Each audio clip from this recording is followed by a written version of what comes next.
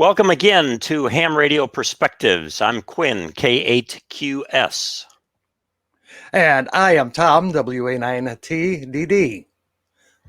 And together on Ham Radio Perspectives, we are not Click and Clack, the Tappet brothers, but we are Dit and Da, the Morse brothers, if you can believe that. So That's welcome. unbelievable. Unbelievable, terrible. So here on Ham Radio Perspectives, we look at ham radio history, ham radio technology, like other people do as well, but we also look at ham radio culture. And so we're going to combine all three today by looking at the 10 ways, potentially anyway, that the IC 7300 has impacted ham radio, the impact of the IC 7300 on the hobby. 10 ways. I know that may sound ridiculous, but we're going to actually go after 10, and we're going to do it as a point counterpoint. So I'm going to make a statement for each of the 10 and say, this is what I think. And then, Tom, what are you going to do? Well, I'm going to preface this by saying that our observation and comments are from two different aspects of amateur radio. You, Dr. Q, are primarily voice and CW operator, and I'm primarily digital PSK, Riddy, and Olivia. Therefore, some of our perspectives are going to flavor our comments and opinions. Your marble mileage may vary, but with that said, I've been very impressed by the 7300 and came within an online shopping Clark kit of buying a 7300, but stopped just to consider alternatives. Yeah, and I bought one when they first came out, or within a few months anyway. So we figured 5 years into it, the IC 7300 has been so popular and has had at least some impact on the hobby that we thought we would jump in from our different perspectives, agree or disagree with each other and with you all, and then you can post your comments and we'll go for it. So are you ready to go, Tom? I'm ready to go. All right, here's my claim. Number one, the IC 7300 fostered hope in SDR, in other words, software-defined radio. It's hope that SDR was really going to make a difference in the hobby. And I can agree with you. SDR has been around for a while, and it's a very viable technology. The flex-type computer-controlled shack-in-the-box has proven that. And SDR it's a step forward in the state of the art in much the same way that the super heterodyne and single sideband impacted radio design. So I think with the 7300, what we got was something that was relatively inexpensive that used SDR and hams that were hoping to move into this new venture, the new technology, could go with a 7300. They wouldn't have to get a real expensive rig to do it. So this, what I call the mythology around technology, the hope that it's going to usher in something really much better, really hit with the 7300, and people said, aha, this is it. And I often heard people using the term the game changer, referring to the fact that it's SDR, even though there are better SDR rigs out there, but they cost a lot more. Right. And this is a nice package at a nice price for SDR. Lots of possibilities with that going forward. All right, number two, the 7300 impacted ham radio by tuning the hobby to visual culture. Now, I'm a communication guy, PhD in communication. This is the kind of thing that I study and write about. The fact that our culture is becoming increasingly visually oriented. And something that would be visually oriented, and maybe even something a little bit like a video game, could be operated, manipulated around, and give you different visuals, would definitely be a boon to the hobby. Right. And the IC 756, the 7600, the 9700 that preceded the 7300, they also have a visual display. The 7300 has brought the price down to a rig with a similar display. Again, operating from a strictly digital standpoint, I'm tied to a computer anyway because of the software to run the digital modes. And I do have a spectrum analyzer and basically a waterfall that's plugged into the first IF of my radio. So for me, not a particular game changer. However, I could see from a voice perspective, or if I was going portable, it would be a tremendous thing to have that visual display. And much like the video game, it's like a radio pong. It's radio pong. Yeah, there you go. All right. Number three, I think the IC7300 enhanced the ICOM brand. By this, I mean they came out first with this radio relatively inexpensively, although more expensive to begin with before they started discounting the price. They took some profits out, which they should have, and they had the right to.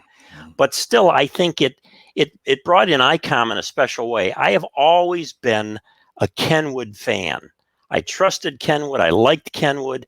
In fact, I sold off a TS590 SG once I bought this 7300, tried it out. I thought, this is good. I don't need the 590 SG. I wish now that I'd kept it anyway, but it to me, who was never a big fan of ICOM. In fact, I think the only other ICOM I had that I really, really liked was the 751A. So I came into the market and I trusted that ICOM was going to be somewhat of a leader in the low-cost SDR. And I previously owned ICOM, but it was only 2-meter HTs. I'm also a loyal Kenwood follower, and I still have my Kenwood equipment. But I can see where ICOM is going to become a leader in this. They came out with this relatively early in the ham radio game. They came out with a product that's got a very good and attractive price on it. And I'm kind of afraid that Kenwood isn't going to follow suit and support any new improvements in ham radio. So therefore, I may soon become an ICOM follower myself. Well, in any case, I think that ham radio brands are somewhat like auto brands. You have your Ford people, you know, you have your other brands. It was always in my family growing up between Ford and Chevy, and a lot of disagreements in the extended family. And often it didn't have anything to do with the quality. It was just kind of an allegiance to the brand. And so we're getting that now, I think, with ICOM, a little more brand allegiance. So impact number 4 of the 7300, it boosted expectations of new rig reliability. Now, when you look at the data on the eHam reviews for the 7300, even right out of the chute, as a new rig without people having to send it back for one problem or another, you know, it's really been spectacular. A 4.7 right now with about 345 reviews. I got to tell you, that's really good for a new rig, Tom. Right. And I got to agree with you. That is a good price for a real feature enhanced rig. My concern is the long-term repair rate on touchscreen technology. Not so much SDR, but the touchscreen technology. And how expensive is it going to be to repair once it's out of warranty? With the expectations of technology-rich equipment at reasonable prices, have we reached the point of a disposable ham rig? If your touchscreen goes out, is it going to be more efficient to just buy a new radio and toss the old one, or to have it repaired? I've had some recent experience in the automotive field with a touchscreen infotainment center going out. It costs $800 to have it replaced at the dealer. Wow. For $800, hey, toss out your IC7300 and buy an IC7300A. Well, in fact, so far the reliability has continued really strong with the touch screen. And of course, the touch screen stuff was worked out with a lot of other technologies first, so it's more dependable. Although I still tend to, like you, think that the older rigs that don't have this are likely to last a bit longer. But we'll see how it goes. I mean, 5 years in, they've still got the reliability going. And so we'll stay with them. Okay, number 5, the IC7300 impacted the hobby, I think, by reduced used rig prices. In other words, driving down, at least somewhat, the prices of used equipment. However, I want to say there was one real popular video produced by a ham a couple of years ago about this, and he claimed that prices were really driven down a lot. And so after that, I started monitoring prices, and I've sold quite a few pieces of used gear since then too. And I think although prices have gone down, they have not gone down precipitously, Tom. Right. And will the IC7300 sustain sales performance after the rebates have expired? I see it as a rather inexpensive entry-level rig with big rig capabilities, and buying a used radio at the price point of the 7300, in my opinion, it's really not an investment. the 7300 has features that surpass any used radio at the $1,000 price point. However, I recently researched the resale prices of some used equipment values of rigs manufactured within the last 10 years or so, and have not seen a significant decimation of prices of used gear. I'm seeing about a 30% marginal reduction in the new to used price, and that I don't see as being unexpected or unusual. So I conned you into considering selling off one of your rigs, probably the TS480 would be the one, in order to get an IC 7300. And you went out there, let's not mention the company, but you went out to get a quote from them on what the trade-in would be like on the 480. And what did you think? Uh, I thought it was a very good offer. And like I said in the beginning, I had the IC 7300 in my cart. I was seconds away from pushing the button. I had already got the RMA from the dealer on returning the 480, but something just said wait. And I'm not really sure what I'm waiting about. I've researched one other rig that I may mention at the end that looks very comparable to the IC 7300, but I'm just going to hold off a little bit. Okay. Yeah, that's fair. And with all these rigs too, when they first come out, you wonder if you should really go there, but this one's been proven now. Okay, the IC 7300 Impact number 6, increased interest in HF operation. Now, I know this is probably going to be a little controversial with people, and that's fine. I'm not going to take this to the bank. It's my point, and Tom, you can shoot me down on it if you want. But here's an example. About a month ago, I was on 10 meters. The sunspot's not very great, but the band was open one afternoon. I worked 10 people that afternoon on 10 meters, and this is on a sideband. All of them were excited to be on. The 10 meters was hopping. They said they were on because of 10 meters, but 4 out of the 10 were running IC 7300s, and they talked about how they liked the 7300, and they found out that 10 meters is open because they went up there and looked at the band scope and saw that it was open. And I thought to myself, I bet the 7300 has in some way, because it's fun to operate, it's interesting to operate, you can move around with different kinds of screens and show different things, that I bet it has increased, even with low sunspot, to some extent, interest in HF. What do you think, Tom? Well, I don't think any commercially available radio can outperform the atmospheric or solar conditions as they now exist. The increased activity may be just due to trying out that new rig. And I don't see how any one brand or model can increase HF operation other than experience and conditions that already exist. And, merely calling CQ even on their old radio would probably have produced some results. Again, from the digital aspect, I'm seeing a lot of low power signals out there. And yes, 10 meters did open up a while ago. It's been slammed pretty shut for the last week or so. And, coincidence? Maybe not. Well, what's your experience, Tom, since you run a lot of digital stuff with the number of people running 7300s? Actually, I can't say that I really inquire much and notice their equipment. I'm more of a rag chewer. I don't like the, the high name here, rig is blah, blah, blah, blah, blah. I usually avoid that and try to get right into the meat of a conversation. So to be perfectly honest, I really don't pay much attention to what kind of equipment the other guy's running. I hear you. And of course, with digital modes, that's less important anyway. Right. Okay, so IC 7300 Impact number 7, improved average transmit audio quality on HF. Wow. Here's the deal, Tom. As I tune around the HF bands and work a lot of people, I find again and again and again the people with the 7300s, even if they haven't fiddled with the tuning on them, the audio settings, it sounds good. Even with the stock microphone, the 7300 sounds good right out of the box. And I got to tell you, there are a lot of lousy sounding stations on Yeah. HF, people that are just over processing the daylights out of things Right. and over driving amplifiers. It's terrible. But with the 7300, if they're running it straight, 7300, even out of the box, it's good sounding audio with that crummy little mic they put in there. Right. And I think that would go for any particular rig using SDR technology.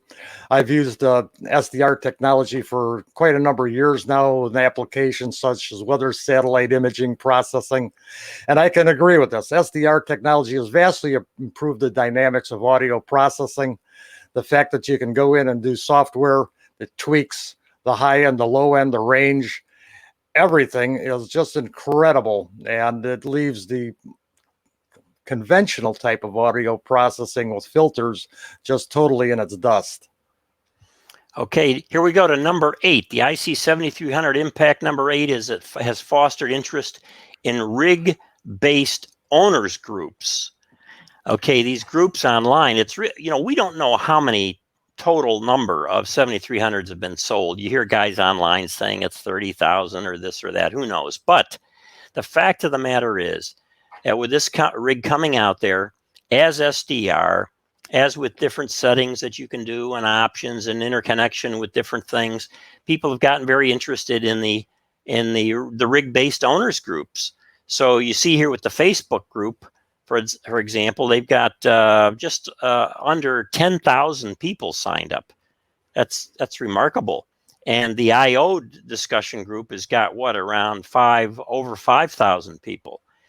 And I think this is a good thing for ham radio, Tom. The more participation we have in these groups, particularly by people who are willing to talk about what they're doing with the equipment that's improving the operation for others, is a great thing. All right. Well, the same can be said for Kenwood, Yaesu, Heathkit, and even Ten-Tec. There's a lot of Google groups out there.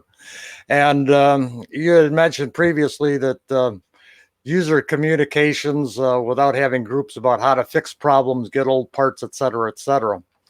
But as with any new user group, until these rigs age, and then the group becomes how to fix problems and where to find parts. Yeah, exactly. The 7300 groups did take off right away, even though, of course, the rig was relatively easy to operate and still is right out of the box. Doesn't take long at all. Okay, let's go to number 9, the IC7300 Impact number 9 on ham radios to set a standard for rig features at a low price. And I believe this was true when it came out about 5 years ago, and it to some extent continues to be true. I thought it would be interesting, Tom, to talk about this in the context of somebody posting up what they consider to be advantages of 2 different rigs. And I know you want to talk about the 991 too. Right. And, but generally following the 7300 by any manufacturer, they better be packing, a lot of goodness in their product for the price. Now, as far as the Yaesu FT991A, that's an advanced model. The 991 apparently wasn't too good right out of the box, but the 991A has the addition of 2 meters, 70 centimeters, and has 2 antenna terminals. And it's within the same price as the 7300. It's $50 more. It has the band scope. It has the touch control, and it's even fusion capable. So this is where my quandary was: do I want to spend the $50 more for a Yaesu, or go with the 7300 as a replacement rig for the TS480? Yeah, let's see what other people say about this too. I think either one would be a good bet right now. And let's face it, Kenwood looks like it has some egg on its face right now, because when you look at what is being packed in for a really solid price, around $1,000 or so, Kenwood is not quite making it. No, that's the TS480 was the last radio that Kenwood made that came in right around the $1,000 price point. Is it a good radio? It's a great radio.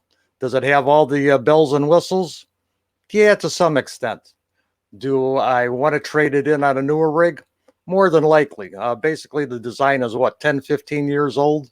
Parts are going to shortly become unavailable. Kenwood is not producing it anymore.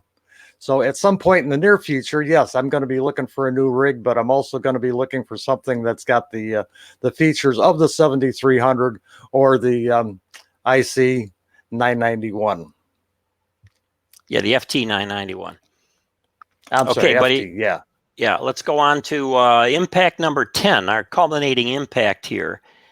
I think the 7300 has undercut some of the prestige factor in ham equipment. Now, I went down here and posted the overall average rating again because it just shows how highly hams think about the 7300, evaluate it almost to the point of ad nauseum. You get on the air and everybody wants to talk about their IC 7300 and how great it is. And I get that. You know, I can talk about mine too, although why, if everybody knows that they're great rigs? Let's move on to other things. But the fact of the matter is that the prestige factor, particularly with SDR, has changed, I think, and SDR has become a thing for the average ham who has an average amount of money to spend. And that the point earlier you brought up with me, what would the car equivalent be? And you had mentioned a Mercedes or Lexus just for the impression advantage of it. But given my choice, it would be between an F-250 crew cab diesel or a GMC Sierra. Yeah. Yeah, I'm with you. So at any rate, we've taken a look at this, the IC 7300, its impact, 10 impacts really on ham radio for you to consider. We would love to hear your comments as well.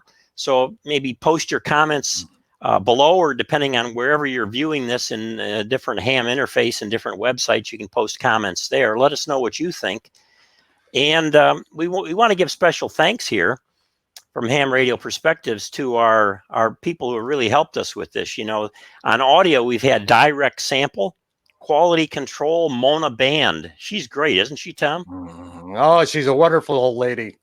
She's great. On sponsorships, we have Auto Tuner, Diversity Director. We always have diversity directors. We want to be politically correct. So we have you, Bolt, who's worked with us on diversity on this program. Hospitality, we have Fanny Dipole. Fanny, she's good.